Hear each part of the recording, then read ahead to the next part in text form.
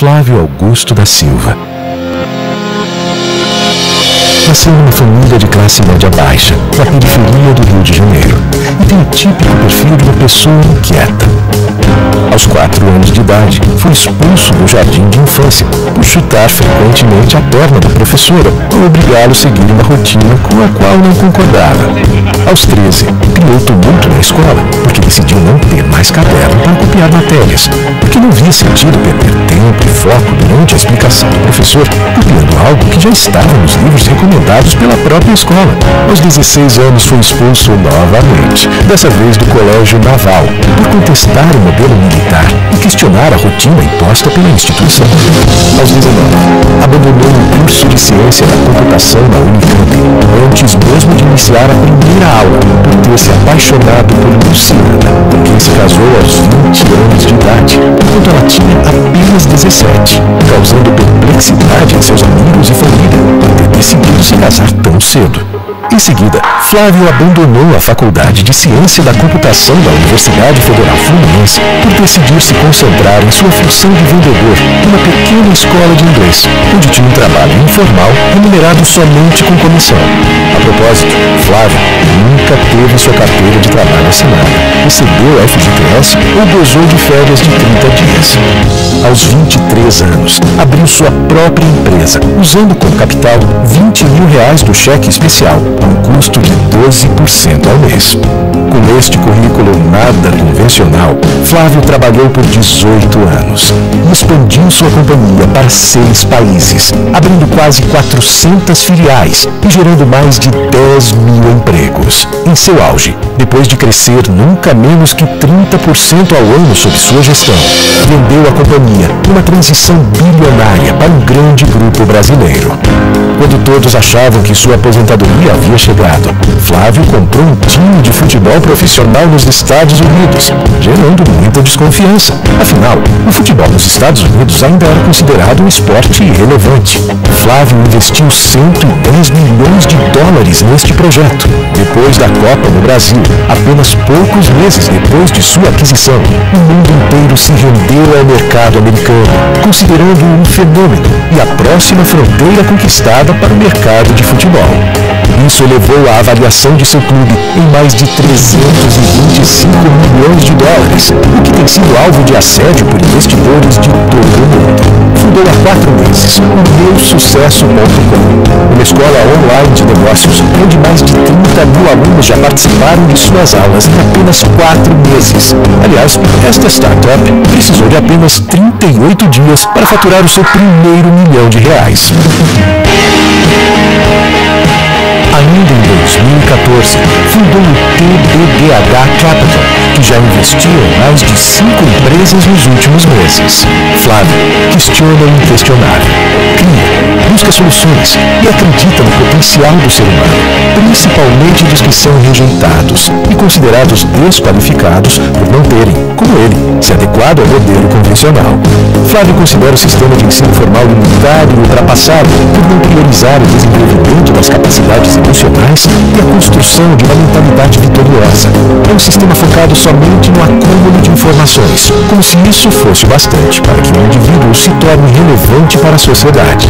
O seu maior prazer é ver o torto se endireitar, o feio desabrochar sua beleza, o rejeitado tornar-se desejado por aqueles que um dia o desprezaram. Há 3 anos e meio, diante de todos os seus compromissos, Flávio criou o Geração de Valor, com o objetivo de colaborar com os que estão em busca de conquistar o seu espaço nessa sociedade padronizada e repleta de contradições. De lá para cá, investiu cerca de 1h30 todos os dias para criar pessoalmente o conteúdo e interagir com os GVs, totalizando mais de 1.900 horas de trabalho desde sua fundação. O resultado desses 3 anos e meio é essa coletânea do melhor que foi produzido neste período para lançar este livro, o primeiro livro do Geração de Valor. Olá, bom dia. Flávio Augusto da Silva. Prazer. Como vão? O pessoal me ouve aí de trás? Ouve bem? Bom, antes de mais nada, quero aqui agradecer o carinho com que estou sendo recebido aqui nesse evento. Confesso que estou me adaptando, porque estou acostumado, às vezes, a falar com uma plateia um pouco mais quadradinha, e aqui eu vejo a galera toda descolada. Inclusive, até vim com outra roupa, não vim de terno, tá vendo? Para ver se eu consigo me ambientar um pouquinho mais. Mas eu me sinto muito à vontade aqui, porque, acima de tudo, independentemente de qualquer diferença de idade que tenhamos, nós temos muitas coisas em comum. Não é? Eu acredito que cada pessoa que está aqui hoje tem um sonho. Então, eu também sou um sonhador como você. Isso nos identifica, independentemente de qualquer diferença que exista entre nós, seja de idade, de origem, enfim. Eu me sinto muito à vontade, aceitei o convite de vir aqui na Campus Party, porque realmente é um evento que promove e fomenta o empreendedorismo. E, em especial, dentro da área de tecnologia, onde nós aí experimentamos ao longo dessas últimas décadas muitas transformações. E eu ainda acredito que a tecnologia vai promover muitas transformações ainda na humanidade. E você que está envolvido nesse processo, eu também estou envolvido, investindo também em empresas de tecnologia, eu acredito que a gente tem uma chance única. A gente é parte de uma geração que tem a chance única de aproveitar essas oportunidades que o mercado nos oferece. Tá? Quero aproveitar também, no centro está a câmera que está fazendo a transmissão, parece que tem algumas milhares de pessoas que estão nos assistindo também online. Quero mandar um abraço para você, onde você está, se está no Brasil, se está fora do Brasil, manda um abraço para você que também está acompanhando a programação da Campus Party. Bom, eu quero falar hoje sobre empreendedorismo, que é o tema que eu adoro falar, que é o tema que eu me dedico a falar todos os dias, em especial nos últimos 4 anos. Não é? Desde quando eu fundei o braço social das minhas iniciativas empresariais, que é o Geração de Valor. Dos últimos 4 anos nas redes sociais eu tenho procurado, de uma maneira simples, descontraída, despretensiosa, compartilhar conhecimentos e conteúdos nas redes sociais. Então, desde então, eu passei a falar de empreendedorismo todos os dias. Não é?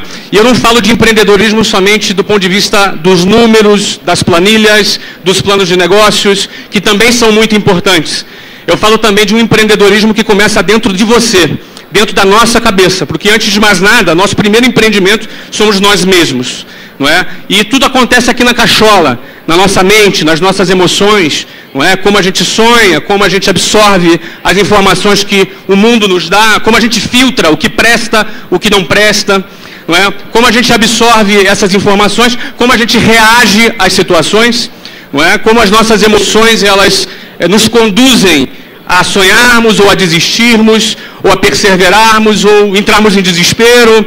Não é? Ou seja, nós somos seres emocionais e grande parte do sucesso de qualquer empreendedor está no momento em que ele sonhou, que ele ousou, que ele correu riscos e em algum momento ele também teve que ser firme emocionalmente, porque certamente todo mundo em algum momento teve vontade de desistir e jogar tudo para cima. Eu não fui diferente, tenho certeza que você não é diferente.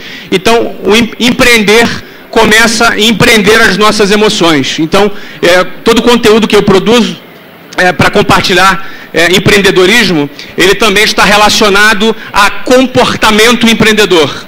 Ele também está relacionado à mentalidade empreendedora. Como pensamos, como nos comportamos. Não é? Eu não vou entrar em detalhes sobre isso nesse momento, porque tem muitas bibliografias, muitos livros disponíveis já que falam sobre comportamento empreendedor, sobre pessoas que como se comportaram, né? As biografias elas contam muito a respeito desse comportamento. Eu quero focar hoje aqui no que eu costumo chamar do que são os 3 elementos básicos do empreendedorismo. Não é?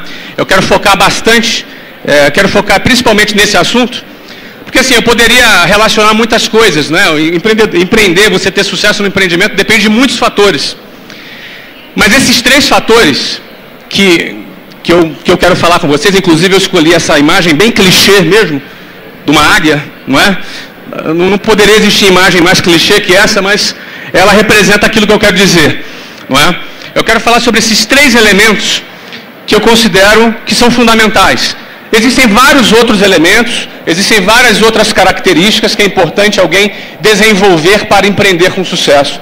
Não existe uma fórmula, não é? Nunca existe fórmula, mas eu, assim, pela minha experiência ao longo desse tempo, eu considero que visão, coragem e competência é o básico. Visão, coragem e competência não pode faltar na vida de quem quer empreender. Vamos começar com a visão. Não é? A visão, o que é a visão? O que é ter a visão? O que é enxergar? O que é ter a visão? A visão significa você enxergar antecipadamente uma tendência. Visão significa você conseguir identificar uma onda que está vindo e você já pegar a tua prancha de surf e já se preparar para pegar aquela onda. Enquanto a maioria das pessoas não está enxergando a onda chegando, você está enxergando essa onda chegando.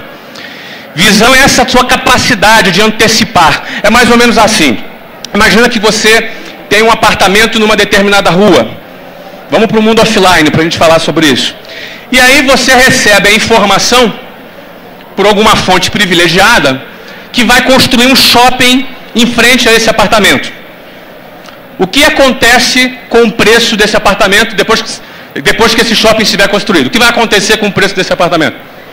Ele vai subir, certo? Ele vai subir. Ou seja, ter esta informação pode representar uma oportunidade de você comprar uns 10 apartamentos, pode representar a oportunidade, enfim, você tem N possibilidades que você pode realizar quando você tem uma informação privilegiada, ok? A visão, ela te possibilita ter uma tendência privilegiada. Quando você desenvolve a sua visão, quando você está antenado no mercado. Agora, para você ter a visão, você tem que estar conectado com as coisas.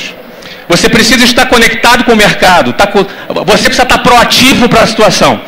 E aí você tem a possibilidade de ter uma visão, de enxergar alguma coisa antes. Se você vê todas as histórias de alguém que criou alguma coisa relevante, houve um momento que o cara teve um insight. Esse insight é o momento que ele começa a construir a visão dele. E ele começa a enxergar.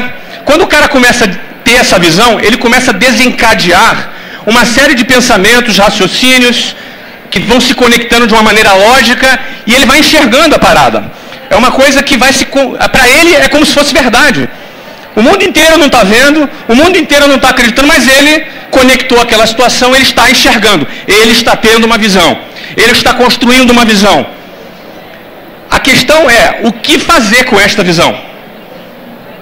Muitas pessoas têm ideias, têm visões, têm sacadas, têm insights e não saem do lugar. Geralmente, existem muitas razões, mas geralmente o principal motivo que faz alguém pegar uma visão, uma ideia e meter dentro da gaveta é a falta de coragem. Muita gente acha que é a falta do capital, mas eu afirmo para vocês que a falta de coragem vem antes do capital. Porque quando a pessoa ela está contaminada, contagiada pela visão dela, aquilo para ela é tão real que ela vai encher o saco de alguém, ela vai correr atrás do resultado, ela vai bater na porta das pessoas e ela vai contagiar alguém com a sua visão. Seja esse cara um investidor de um banco, institucional, pode ser um vizinho. Não é? Eu, por exemplo, não tinha grana.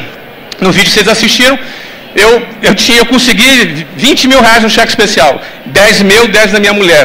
Não é? Apesar de eu ser jovem, eu tinha 23 anos, eu ganhava bem já.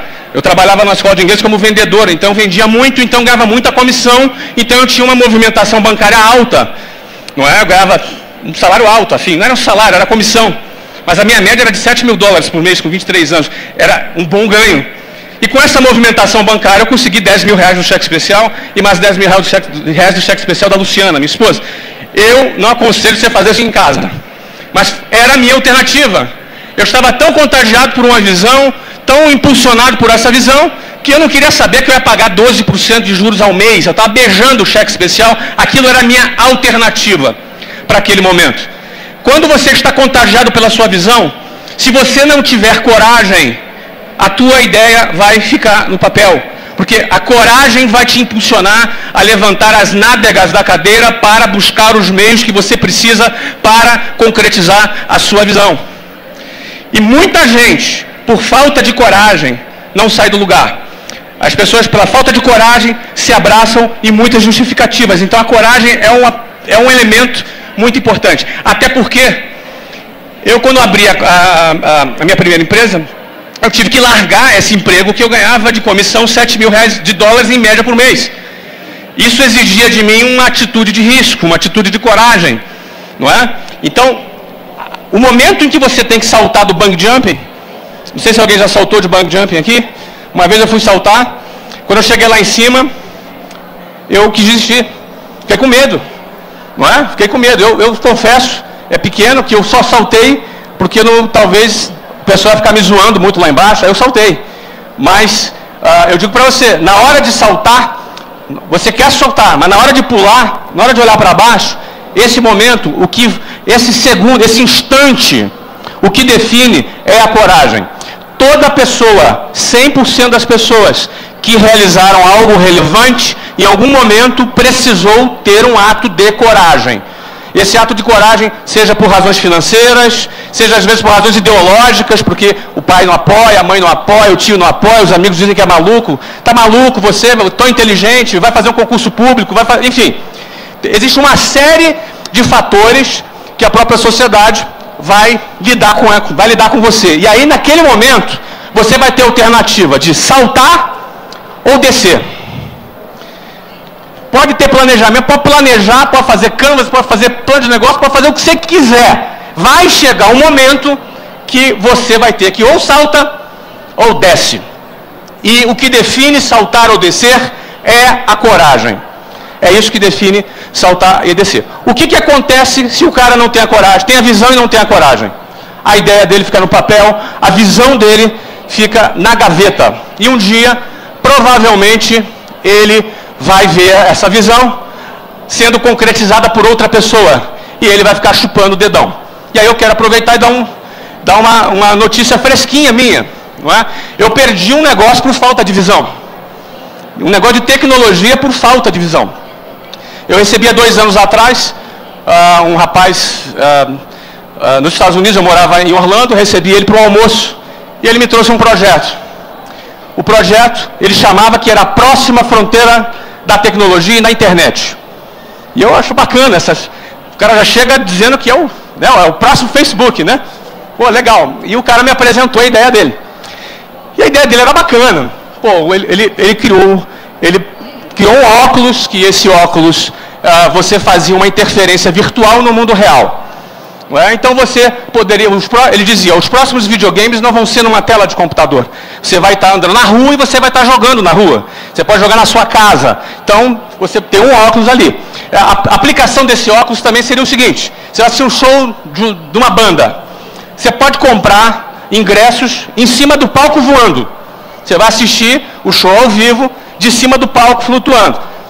Um exemplo dele, na área de educação, na época eu tinha uma escola de inglês. Pô, você agora vai fazer uma imersão com esse óculos, você vai ensinar inglês na Inglaterra, ou você vai para Broadway e dar uma aula de inglês pro cara.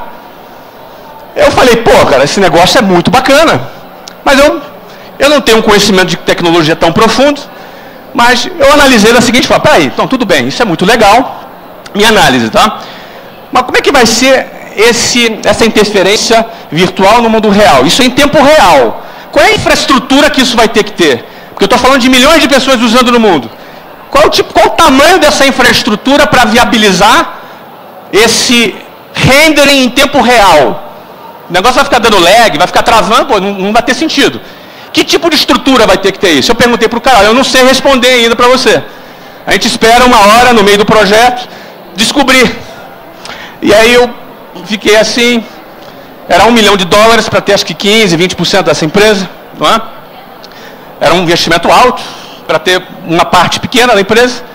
E eu falei, olha, vamos ver, vamos analisar. Ele também não foi muito convincente e o negócio ficou para lá, não é? Você quem está antenado, a Magic Leap recebeu $542 milhões do Google e está avaliada hoje a $2 bilhões. E o fundador dessa empresa estava sentado na minha frente, me pedindo $1 milhão para 15% da empresa. Não é? O que faltou para mim? Faltou a visão. Eu não tinha capacidade técnica ou visão suficiente para projetar os próximos lances desse xadrez, desse jogo. Eu não tive, até onde eu consegui enxergar, eu não vi viabilidade para os próximos 50 anos. Eu acho que eles também não veem. Mas esse mundo da tecnologia se comporta de uma maneira que eu não conheço, ou não conhecia 100% naquele momento. Não é? Isso significa dizer que o meu investimento de $1 milhão em 2 anos poderia ter se transformado em 300 milhões de dólares, se não estou enganado. Não é? Então, visão, eu perdi este negócio por falta de visão. Às vezes você tem uma visão, mas você pode perder um negócio por falta de coragem. Por falta de coragem. Então, esses elementos são conectados entre si. E o terceiro é competência. Você pode ter visão, você pode ter muita visão, você pode até ser um cara corajoso, mas na hora de executar o seu negócio, você pode não ter competência. Você tem que executar. Na hora de executar um negócio, seja na área de tecnologia, enfim, você vai ter que trafegar na área de negócios. Somente o seu código não vai te salvar. Você vai ter que trafegar na área de negócio. Você vai ter que lidar com investidores. Você vai ter que vender. Você vai ter que fazer a gestão do seu negócio. E todo esse trâmite exige uma competência. Essa competência pode ser, inclusive, de você saber escolher o sócio correto, saber escolher o parceiro correto que te complementa, que está do seu lado. Ou seja, a competência não envolve a sua execução direta, mas pode também envolver você saber escolher a pessoa certa para estar do seu lado. E escolher a pessoa certa para estar do seu lado é fundamental, porque na hora da execução, cara, tem que executar, tem que fazer um negócio acontecer. Então esses são os 3 elementos que eu considero básicos. Para alguém ter sucesso empreendendo, pode ter vários outros elementos, existem muitos elementos, mas esses 3 eu considero que são elementos básicos. O que eu vou fazer agora? Eu vou procurar demonstrar para vocês. Antes até de demonstrar, tenho aqui a definição de... Opa, onde é que eu passo aqui? Opa, como é que eu passo? Sim, eu estou apertando, mas... Foi. Oi. Para onde é que eu aponto isso aqui? Para cá, né? Opa. Ei. Aqui. Eu separei um pouco da definição de coragem. Eu acho esse ponto tão importante, que você vê ali, a firmeza de ânimo ante o perigo, os reveses aos sofrimentos. Não é? A execução da coragem é você saber que você pode ter sofrimentos, você pode ter reveses. Lidar com essa possibilidade exige coragem. Eu quis fazer essa separação porque, de novo, eu repito, coragem eu daria um desconto, um destaque especial para a coragem, né? O que eu vou fazer agora, gente, eu vou mais ou menos explanar para vocês 3 casos de 3 empresas que eu fundei e que foram apresentadas no vídeo, tá? Eu vou apresentar para vocês as circunstâncias em que essas 3 empresas foram fundadas e como visão, coragem e competência foram contextualizadas na fundação de cada uma dessas empresas, ok? A primeira empresa é essa, que eu fundei em 1995, a WhatsApp, uma escola de inglês voltada para o público adulto. Não é?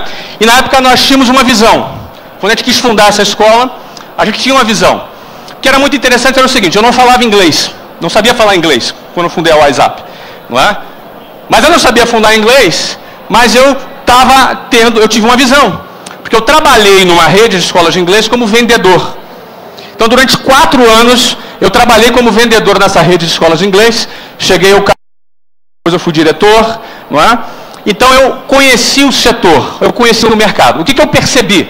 Eu percebi que na década de 90, as empresas internacionais estavam chegando no Brasil. Telecomunicações, petróleo, uma série de empresas estavam vindo para o Brasil. E a partir daquele momento, o inglês estava deixando de ser recomendável para ser uma exigência. O inglês estava deixando de ser uma situação que era recomendável para o futuro, para ser um requisito para um profissional trabalhar numa grande empresa, numa empresa multinacional. Não é? Ou seja, neste momento, existia essa mudança no mercado. E o que nós tínhamos no mercado em termos de escolas de inglês? Nós tínhamos escolas de inglês que eram voltadas para o público infantil e adolescente. Você tinha ali várias escolas que estudar inglês era associado a isso, né? A criança entrava lá desde pequenininha e ficava 10 anos estudando inglês. Alguém estudou 10 anos aqui? Pode levantar a mão. Ó, várias pessoas aqui estudaram 7 anos, 8 anos, porque o sistema convencional sempre foi assim. E lá na década de 90, era essa alternativa que tinha. O que eu observei? O que vai acontecer para a galera de 30 anos de idade, 25 a 35 anos de idade, que está no auge no mercado de trabalho e que não tem 10 anos para esperar? O que vai acontecer com esse pessoal? As empresas internacionais chegando, as oportunidades chegando, não é? Melhores salários para quem falava o idioma. O cara podia ficar 10 anos, 7 anos estudando inglês? Não podia. Então, a visão qual era? A gente tem que criar alguma coisa focada para o público adulto, focada para o público profissional. Não é? As pessoas que queiram aprender inglês mais rápido, que não estão interessadas em serem professores de inglês, elas estão interessadas em aprender a falar inglês, participar de uma reunião, participar de uma viagem, enfim. Muita gente não quer ser professor de inglês. E a pessoa às vezes estuda 7, 10 anos porque tem um curso de formação de professor de inglês. O cara que é um engenheiro, ele quer só aprender a se comunicar, ele quer aprender a falar. Então, nós formatamos um curso que fosse voltado para o público adulto, que ele pudesse, em 18 meses, desenvolver a sua capacidade de se comunicar no idioma. Hoje isso é um pouco óbvio, porque todo o mercado está fazendo isso. Todo o mercado. Até das escolas mais tradicionais, você tem curso de 18 meses. O engraçado é que não são 19 e nem 17. São 18 meses. Não é? Porque há 20 anos atrás, em 1995, a gente fundou a primeira escola da WhatsApp e a gente chegou com a proposta de 18 meses.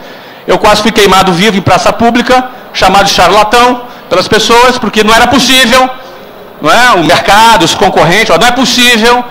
A gente chegou com uma proposta diferente que hoje todo o mercado aderiu. 100% do mercado aderiu. Então a visão qual era? Criar um curso para adulto. Agora, o que acontece? Quando eu comecei a trabalhar com isso, 1990 era eu aí, ó. Eu e a Luciana, né? Tudo isso começou por isso. De onde saiu essa história? Eu estava fazendo engenharia de computação. Eu ia fazer na Unicamp, engenharia de computação. Não é? E comecei a namorar com essa menina. Ela tinha 15 anos, aí eu tinha 18. Comecei a namorar com ela. Eu falei, você quer saber? Eu não vou para Campinas coisa nenhuma, eu vou ficar no Rio. Aí ia fazer ciência da computação na UF. E a ciência da computação ia começar no segundo semestre. Falei, vou arrumar um emprego. Como é que começou essa história? Como é que eu entrei em inglês, se eu nem falava inglês? Não é? Eu fui arrumar um emprego para ter um bico para trabalhar por 6 meses, até começar a faculdade. E esse emprego, isso aqui é a Luciana hoje, tá? E eu. E esse emprego era aqui, ó. Esse era o meu primeiro escritório. Por quê? Porque eu tinha que fazer contato com os clientes do telefone público. Então, eu era vendedor e tinha que ir para um telefone público, na época era ficha telefônica, vocês não sabem o que é isso, não é? Não é? Ficha telefônica, então eu tinha que andar com um bolo, um saco de ficha na minha mão, não é? E como eu era um cara mais chique, eu ia para o aeroporto Santos Dumont, não é? Porque eu podia ficar ali no telefone público falando com os meus clientes e de vez em quando tinha um som assim, pindão, última chamada para o voo. Ou seja, era bacana, né? O meu cliente, bom, desculpa aqui, eu estou no aeroporto, não é? Desculpa, não é? Porque, ou seja, era telefone público, porque naquela época as empresas não conseguiam ter telefone, né? Vocês não pegaram essa época, custava $3.500 uma linha telefônica, antes da quebra do monopólio estatal, quando foram privatizadas as empresas de telecomunicação, não é? Custavam $3.500 ter um telefone. Não é? Quando as empresas internacionais de telecomunicações entraram, isso ficou acessível para todo mundo. Então as empresas não tinham telefone suficiente, então a gente ia para telefone público trabalhar. E era aí que eu trabalhava. Agora imagina a pressão. Eu estava amarradão naquele trabalho, estava indo bem, estava começando a crescer, vendendo, não tinha salário, não tinha férias, 13º, não tinha carteira assinada, só ganhava comissão. O que vocês acham? Eu recebi apoio para trabalhar nesse lugar? Óbvio que não. Porque eu ouviram o seguinte, pô cara, Flávio, você é tão inteligente, vai trabalhar como vendedor, você é tão inteligente, você vai ficar no orelhão o dia inteiro em pé, trabalhando, não é?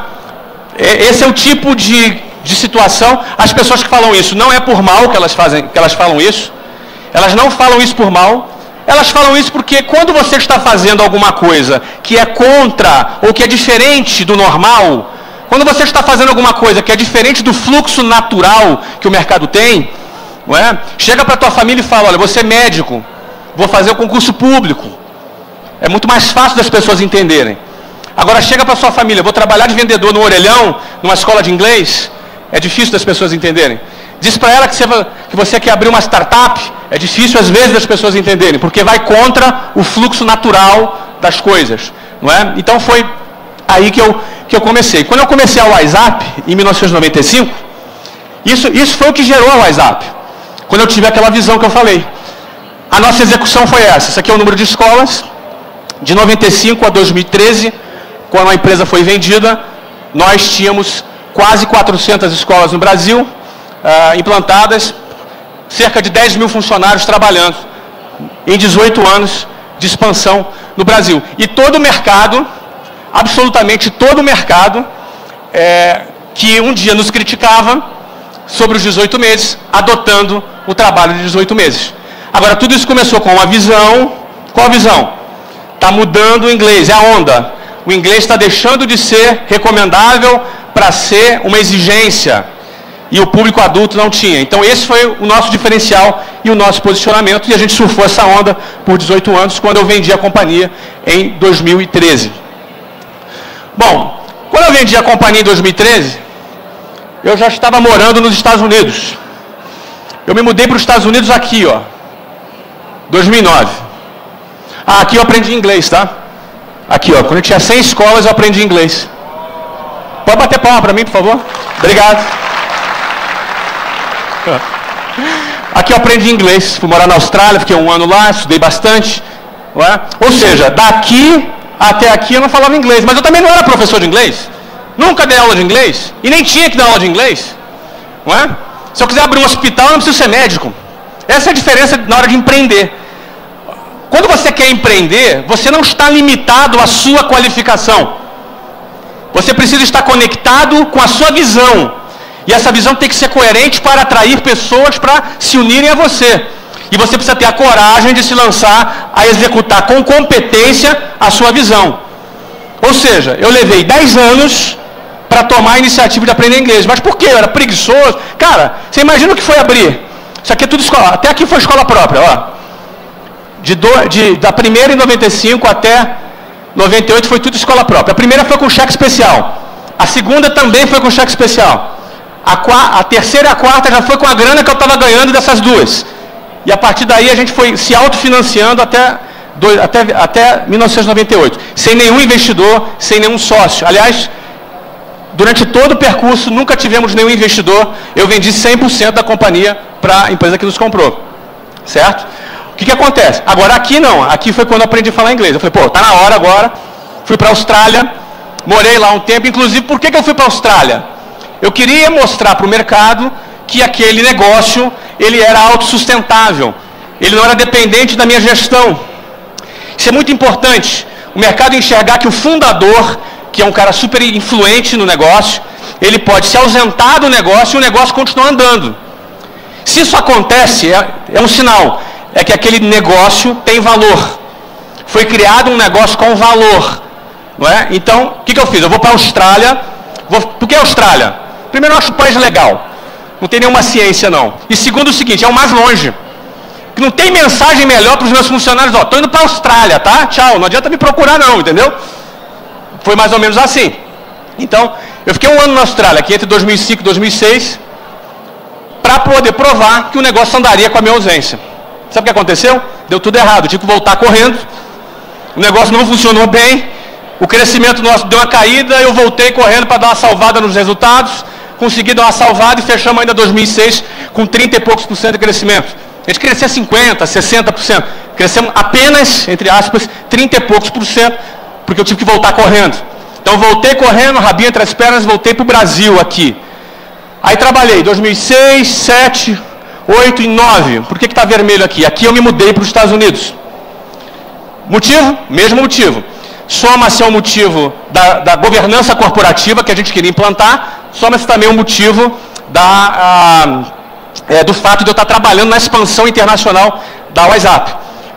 Então aqui, vocês percebem que depois que eu me mudei para os Estados Unidos, olha como é que cresceu. Sabe o que isso é sinal? Que eu estava atrapalhando. Certo? Então eu estava atrapalhando já o negócio. O negócio já estava pronto para decolar. O negócio já estava pronto para poder bombar. E foi o que aconteceu com a minha ausência. Acontecendo isso na minha ausência, obviamente a gente começou a ser muito assediado até o momento que a gente fez a venda da companhia. Eu poderia ter feito um IPO, poderia ter adquirido outros negócios, mas eu decidi vender. Muita gente me pergunta, por que você decidiu vender um negócio que crescia desse jeito, que dava 86 milhões de EBITDA daqui? Não é? Por que você vendeu um negócio como esse? Porque eu sou construtor. Eu me considero um cara que constrói. Eu sou um construtor. Eu não me considero um síndico, que é um cara que cuida do prédio construído. Eu gosto de construir. Eu gosto de construir projetos. Eu não gosto de ser síndico. Eu acho que eu não sou um bom síndico, inclusive. Mas eu acho que eu sou um bom construtor. Não é? Então, quando eu entendo que o meu papel é construir, eu entendi que eu já construí essa história, já era hora de eu sair do negócio. E aí um grande grupo brasileiro comprou esse negócio e hoje dá sequência nesse negócio. Não é? Então, essa aqui é a história da WhatsApp. Esses números aqui é um pouco da história da questão da competência de gestão que precisa acontecer, que precisa existir. Eu não sei quantas vezes eu aperto aqui, porque não vai. Foi? Foi. Então, tudo certo. Um negócio que foi vendido por quase R$1 bilhão, 100% da empresa era minha, tudo certo, está na hora de aposentar. Não é? Mas aí aconteceu uma coisa. Voltando aqui, ó. Quando eu me mudei para cá, meu filho Breno, tem um filho chamado Breno, que hoje tem 15 anos de idade. Ele tinha aqui na época 10 anos de idade. O Breno começou a jogar futebol nos Estados Unidos. E começou a se destacar. Ele é um bom jogador, ele começou a se destacar. E é o que acontece. O Breno começou a jogar numa equipe que viajava por toda a Flórida participando de torneios. Foi aí que eu encontrei um novo emprego para mim, que era motorista de jogador de futebol de 10 anos de idade. E esse era o meu carro, sênior. Não é? Então, fim de semana, eu ia dirigindo pela Flórida levando o Breno. E comecei a observar, não é? Aí é que está, a observação é parte do processo de gerar uma visão. A observação. Eu comecei a observar e comecei a questionar, que é um outro elemento que produz visão. Questionar. Eu comecei a levar o Breno, comecei a observar e questionar o público, tudo que estava envolvido naquilo. Era um futebol de moleque de 10 anos de idade. Então, todo fim de semana eram torneios na Flórida inteira. Nós viajamos por várias cidades e sempre lotado de criança, lotado de pai e mãe, lotado de gente. E aquilo me chamou muita atenção. Aquilo me chamou muita atenção e eu falei, pô, peraí, cara. Eu pensei que eu fosse vir para a América e fosse ver beisebol, futebol americano, fosse ver basquete. O que eu estou vendo aqui é estranho. Estranha essa galera toda. Eram milhares de crianças, milhares de pais envolvidos nos torneios. Aquilo ali para mim foi muito estranho. E eu comprei uma pesquisa. Não é? Comprei uma pesquisa e essa pesquisa me mostrou alguns números. Sabe a pesquisa? Cadê a pesquisa? Opa, foi.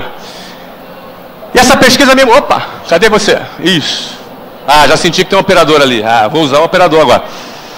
Bom, essa pesquisa tinha esses números. Ó, primeiro, nos Estados Unidos, em 2011, eram 24 milhões de jovens entre 5 e 17 anos que praticavam futebol. 24 milhões.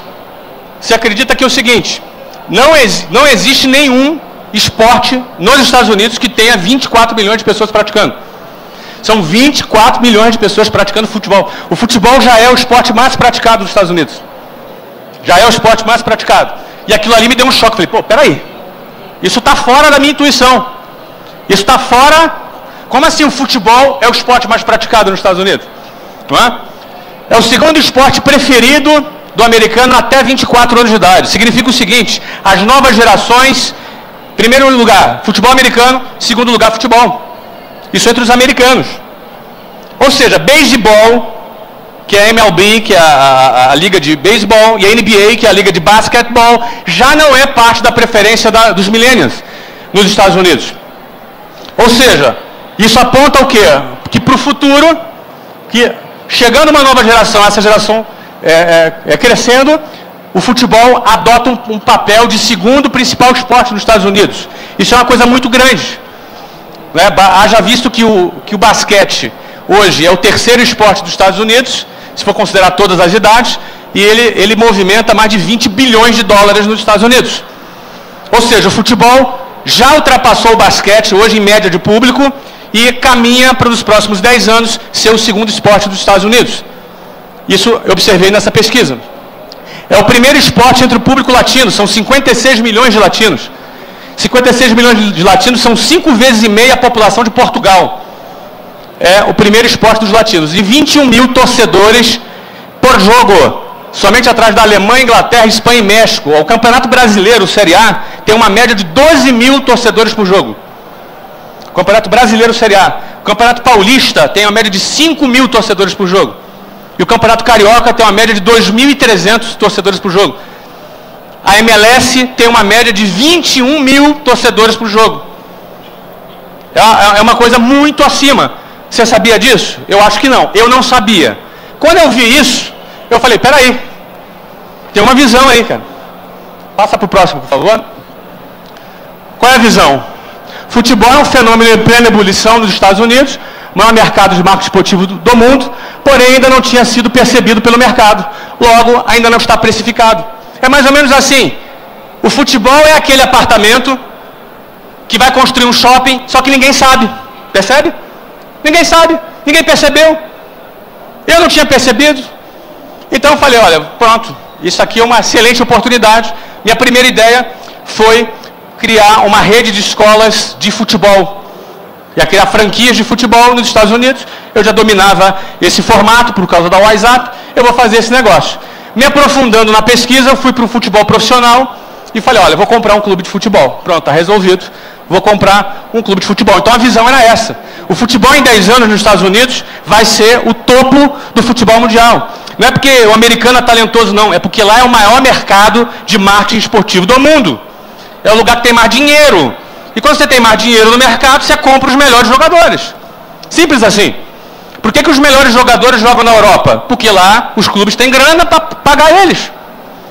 Então, esse movimento começa a acontecer numa escala menor ainda. Kaká foi para lá, Lampard está indo para lá, Davi Villa também, Gerrard da Inglaterra, o Sovienko da Itália. Todos esses são jogadores que estreiam na Liga esse ano. Esse movimento já começou a acontecer e nos próximos 10 anos, com o desenvolvimento do capital, do negócio futebol nos Estados Unidos, essa tendência vai avançar. Passa para o próximo, por favor. Bom, e aí foi a hora da coragem, né? Existia a visão, a visão era muito legal, era muito bonita, mas aí agora chegou na hora de ter que pagar a conta, né? Essa conta custaria 110 milhões de dólares. E digamos que você comprar alguma coisa de 110 milhões de dólares, você tem que ter um bom motivo. Concorda comigo? E você tem que ter coragem. Você vai botar 110 milhões de dólares no futebol nos Estados Unidos. Eu ouvi um dos adjetivos que eu mais adoro ouvir. Qual é? Ah, que delícia. Cara maluco! Cara louco! Pô, que delícia quando alguém me fala isso, entendeu? Eu costumo dizer que se alguém não está chamando de louco, você está errando alguma coisa. Você está seguindo a boiada, você está agradando a todo mundo. Porque quem quer fazer alguma coisa extraordinária vai ter que desagradar alguém. Vai ter que sair do status quo e fazer alguma coisa diferente. Mas você tem que estar... Não é uma coisa louca. Você tem que estar pautada numa visão. Eu tinha uma visão, toda uma pesquisa, tudo lindo, tudo perfeito. Mas e na hora de saltar? 110 milhões de dólares, aí. E na hora de saltar? Não é? Então, em 2013, nós assinamos o contrato de compra do Orlando City. O compromisso era de 110 milhões de dólares. Só que a gente tinha que ter a competência de executar alguns caminhos. Passa para a próxima, por favor.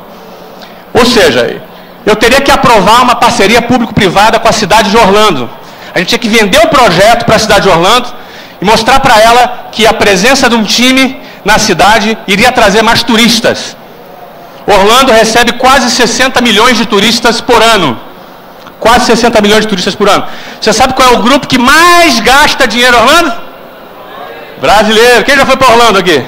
Olha lá, todo mambeiro, tá vendo? Voltou cheio de muamba, foi lá no outlet, né, comprou roupa. Tem gente que vai lá só para comprar roupa e vender. mesmo com o dólar tendo subido. Agora imagina 3 anos atrás, quando o dólar estava 1,56. Ou seja, bom, qual foi o elemento que definiu a cidade de Orlando, mais o Orange County, que é um condado, de ter entrado no projeto com a gente? Não é? Porque eu sou brasileiro e teria como atrair a atenção dos brasileiros e levar mais brasileiros para Orlando. Certo? Ou seja, eu estou agora aqui falando de Orlando com você, percebe? E é isso que a cidade teve interesse no brasileiro.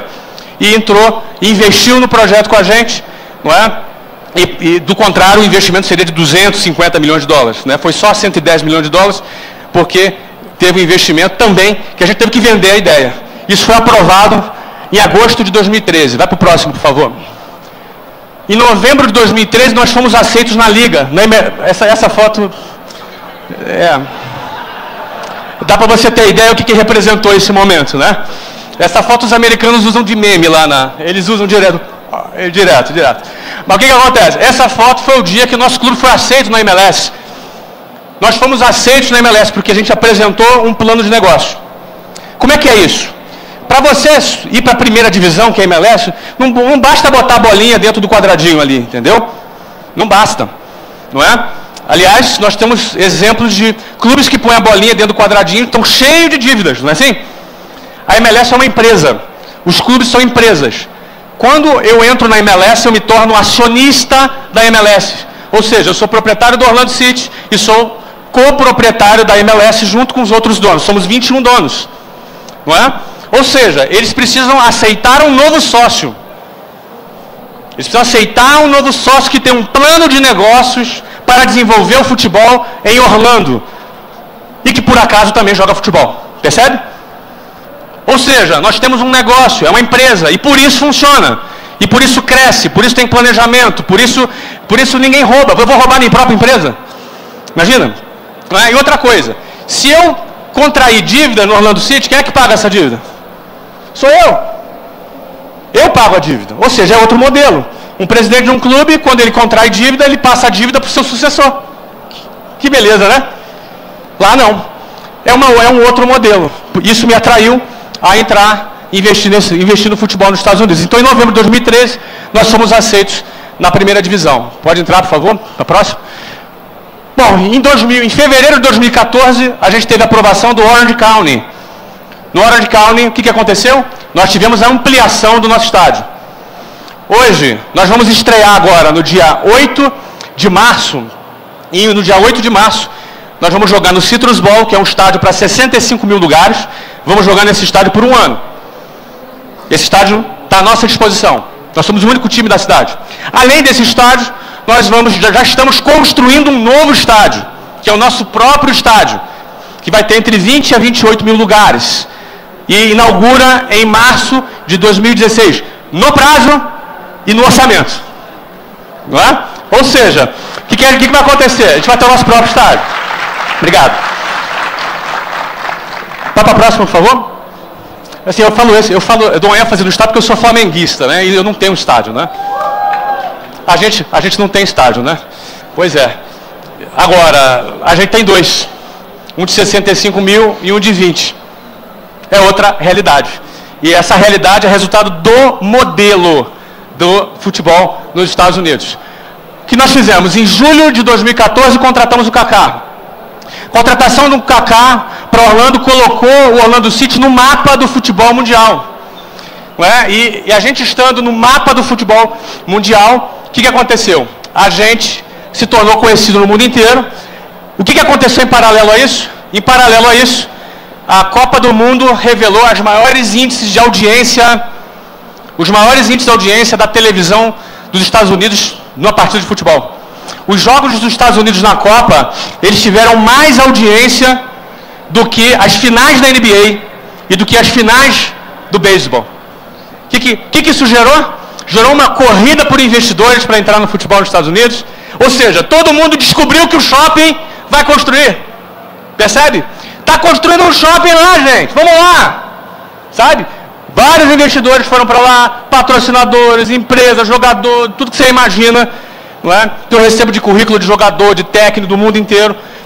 Isso nós estamos vivendo agora. O que isso gerou? Passa para a próxima. Pode passar para a próxima. Isso gerou isso aqui, ó.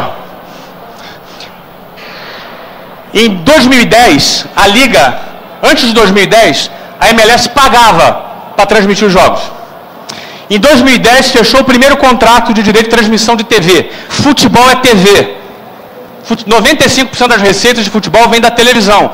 Não é ingresso, não é patrocínio, é TV. Tá? Então, olha, 68 milhões de dólares era o contrato que foi assinado em 2010 até 2014. A partir de janeiro de 2015, desse ano, foi renovado, foi feito um novo contrato de direito de transmissão de TV. E o novo valor, entre fixo e variável, está projetado um novo contrato de 1,1 bilhão de dólares, que é o contrato que está em vigor agora com a gente. A gente pulou de 68 milhões para 1,1 bi. A nossa previsão é que em 10 anos, daqui em 8 anos, quando vai ser a nova renovação, que os direitos de televisão da MLS sejam renovados em algo em torno de 6 a 7 bilhões de dólares. Não é? Consequência disso é que o clube foi avaliado no final do ano passado. Antes de chutar a bola, nós nem chutamos a bola ainda, a gente vai chutar a bola pela primeira vez no dia 8 de março. Não botamos uma bolinha dentro do quadradinho ainda. O clube já foi avaliado em 325 milhões de dólares, um monte de investidor querendo entrar, e a gente está avaliando quem é que a gente vai permitir investir no clube. Não é? De novo, visão, coragem, e tem que ter também a competência nesse aspecto. Nossa equipe do clube é extraordinária. Phil Rollins, que é o fundador do clube, é um inglês, desempenha lá um excelente trabalho, ele continua como CEO tocando o projeto no dia a dia. Não é? Então esse aqui é o case do Orlando City. Vamos para o próximo. Meusucesso.com. Quem conhece o Meusucesso.com? Levanta a mão, por favor. Caraca, meu, muita gente, hein? Enfim, esse negócio é muito interessante. Esse é um negócio de tecnologia que eu fundei há 6 meses atrás. E esse negócio ele veio de uma visão. A visão desse negócio veio, passa para o próximo, por favor. Ele veio daqui, ó. Ele veio do Geração de Valor. Geração de Valor, que é aquele projeto que eu falo, que eu compartilho conteúdo. Eu comecei a todos os dias interagir com jovens, não é? Interagir com pessoas, com vocês. Quem segue o Geração de Valor aqui? Só para ver. Pois é, gente, bastante gente. Então, o Geração de Valor foi no laboratório. Eu comecei a lidar com vocês, a me relacionar com vocês, não é? A ter esse contato direto. Quando eu comecei esse negócio em 2011, Geração de Valor, meu objetivo era compartilhar informação, conhecimento, e eu tenho feito isso todos os dias. Quem me acompanha sabe que eu posto quase 99,9% dos dias, produzo conteúdo ali no Geração de Valor. E esse contato foi me mostrando um pouco desses números aqui, não é? Tem quase 2 milhões e 400 mil seguidores no Twitter, nós temos mais de 10 milhões de visualizações no YouTube e temos um alcance médio semanal de 10 milhões de pessoas. Então, todas as semanas, cerca de 10 milhões de pessoas têm contato com o conteúdo que a gente produz. Esse contato começou a me dar um pouco dessa sensibilidade dos jovens no que se refere ao início da carreira. Não é? Passa para a próxima, por favor. E vem uma visão. A visão é o quê? O sistema de ensino formal é ineficiente. O sistema de ensino formal é ineficiente. O que isso significa? Nós temos um modelo de ensino que vem da Revolução Industrial, que tem que preparar empregados para trabalharem nas fábricas. Então, todo o processo de ensino, bota a galera lá para fazer Enem, para fazer lá o vestibular, e aí o cara entra na faculdade, fica ali 4, 5 anos, arruma um estágio. Esse estilo, no fluxo, muitas vezes tira do jovem a capacidade dele questionar. Certo? Não tem nenhum problema alguém ter um emprego, ganhar um salário, tem nenhum problema, a pessoa pode ser inclusive ser uma empreendedora dentro da empresa dela, tem nenhum problema. Agora, quem disse que essa é a única alternativa? Quem falou que esse é o único caminho? Quem disse que essa é a única alternativa? Existem muitas alternativas, não é? Muitas alternativas. A pessoa, além de funcionário da empresa, ela pode ser artista plástico, ela pode ser músico. Experimenta dizer para o teu pai ou para a tua mãe, olha, eu quero ser guitarrista. Minha profissão é guitarrista. Complicado, né? É bem complicado. Então, tudo que foge esse... Agora, todo o processo de ensino, ele é voltado para isso. É óbvio que as pessoas não são obrigadas a ficarem limitadas a isso. Mas você tem que fazer um esforço para sair disso, percebe? Você tem que fazer um esforço para você ampliar a tua visão, certo? Você tem que fazer um esforço para você ter que avançar na sua visão. E esse esforço não precisava ser assim, certo? Esse esforço não precisava ser dessa maneira. E como não precisava ser dessa maneira, se o sistema de ensino fosse diferente, que estimulasse o empreendedorismo, as pessoas poderiam fazer as suas escolhas de uma outra maneira. Enxergando isso, vai para a próxima, por favor. Empreendedores de sucesso são os melhores professores. O que nós fizemos?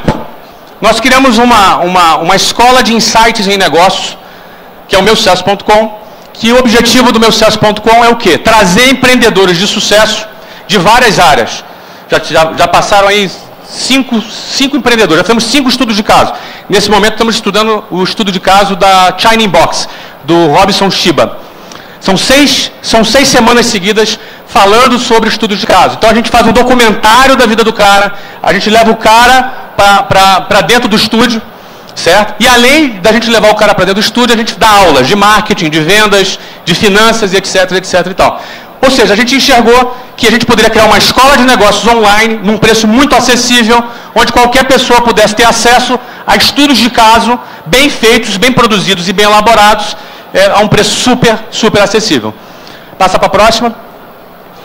O resultado foi, em 38 dias, essa startup faturou o primeiro R$1 milhão, não é? Já estamos agora, em 6 meses, caminhando já para o nosso terceiro R$1 milhão nessa startup. E o nosso objetivo, pode ir para a próxima, finalizamos 2015 com 50 mil assinantes, 2016 com 100 mil assinantes, 2017 com 150 mil assinantes presentes em 10 países, em 10 idiomas diferentes. Tá? Passa para frente. A previsão é que em 3 anos esse negócio seja avaliado em R$1 bilhão e em 5 anos ele seja avaliado em 2 bilhões de dólares. Esse é o nosso plano de negócio. Está tudo muito bem fundamentado. Temos um monte de investidores querendo entrar, a gente não precisa de capital. Estamos hoje trabalhando para gerar valor, para entregar um bom produto. A produção é cinematográfica, é espetacular a produção de todo o conteúdo que a gente faz. E o negócio está colaborando com o empreendedorismo, está capacitando as pessoas, aproveitando, infelizmente, a deficiência que o sistema de ensino ele é muito arcaico e ultrapassado. Vai para a próxima, por favor. Para resumir, eu procurei aqui falar de fatos, né? É quase como um testemunho pessoal meu, não é?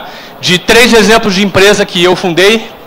A primeira foi a WhatsApp, a segunda eu não fundei, eu comprei, eu adquiri, o Orlando City, e o terceiro é o meusucesso.com.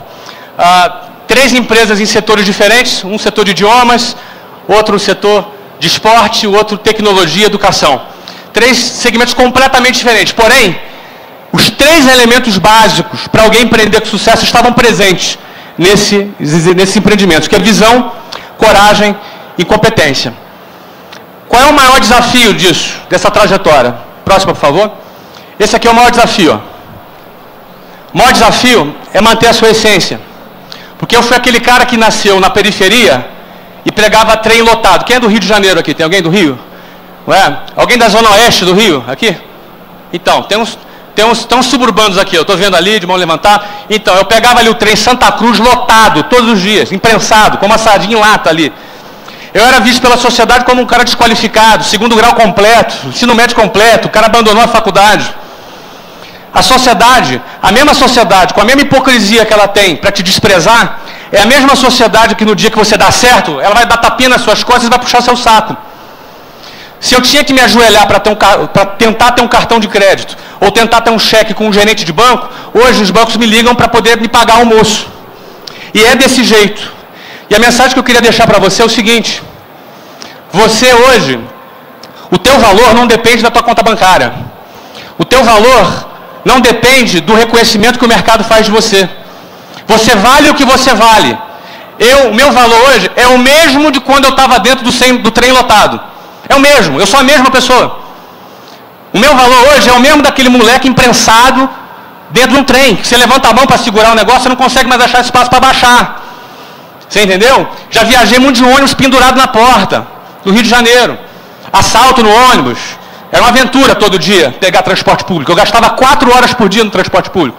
O meu valor hoje é exatamente o mesmo daquela época. Eu não posso me esquecer disso. Eu, que estou no outro patamar, que eu conquistei esse outro patamar, não posso me esquecer disso. Você, que eventualmente está começando, tem que saber disso. Porque você, teu valor hoje é o mesmo do que é o dia se você chegar lá em cima. E quando você chegar lá, você não pode perder a sua essência. Senão você pode ficar até rico, mas fracassado.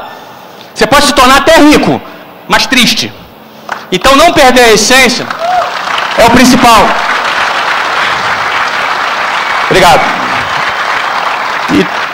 E uma coisa importante para você não perder a sua essência é saber que sempre tem gente pior que você.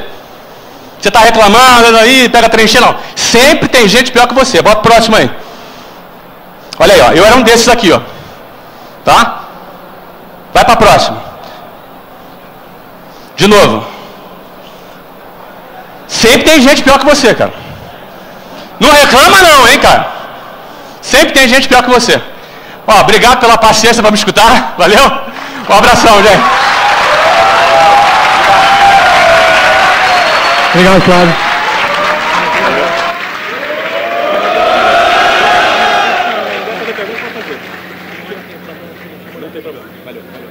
Gente, um abração, tá? Valeu. Gente, vamos fazer um O mais alto ainda para ele, para tchau. O palco vai parar agora para o hora do almoço e volta às 2h pouco com o